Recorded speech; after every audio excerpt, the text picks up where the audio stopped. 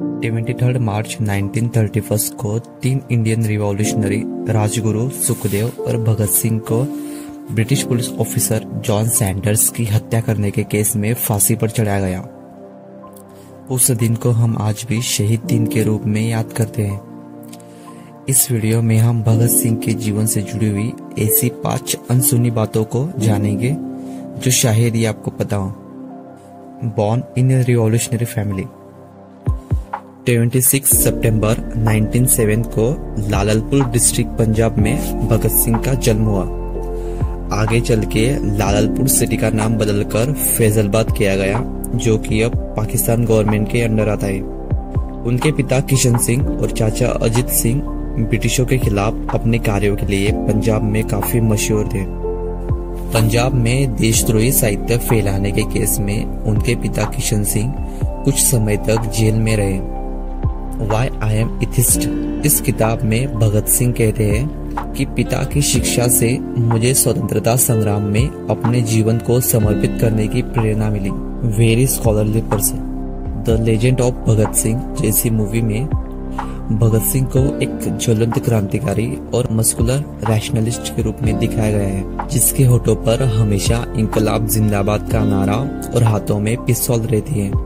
पर इन सब के अलावा भगत सिंह एक स्कॉलर यानी अभ्यासक भी थे, जो हमेशा पिस्तौल से ज्यादा किताबों को अहमियत देते थे। एंथेस्ट नास्तिक। भगत सिंह के पिता किशन सिंह एक रूढ़िवादी आर्य समाजी व्यक्ति थे।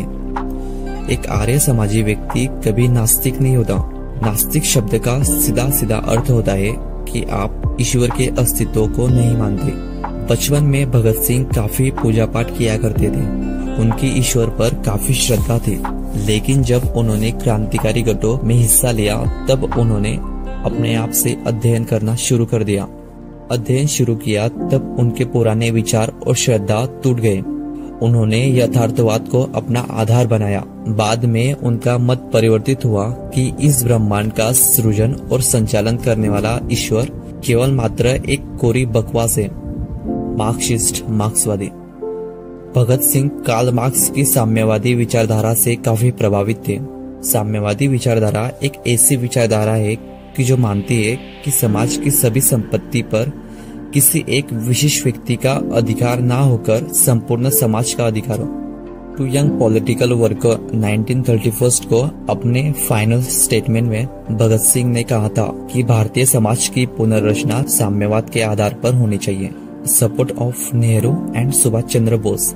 7 अक्टूबर 1930 को स्पेशल कोर्ट ने 300 पेजेस का अपना एक जजमेंट सुनाया था। इसके कुछ दिनों बाद नेहरू ने प्रतिक्रिया देते हुए ब्रिटिश लीगल प्रोसेस को काफी क्रिटिसाइज किया।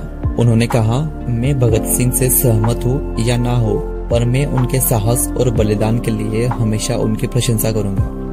भगत सिंह जैसा साहस काफी कम लोगों में होता है। अगर भगत सिंह इंग्लैंड में पैदा होते और ऐसा साहस इंग्लैंड के लिए दिखाते तो लॉर्ड आयरविन उनकी प्रशंसा किए बिना नहीं रहते।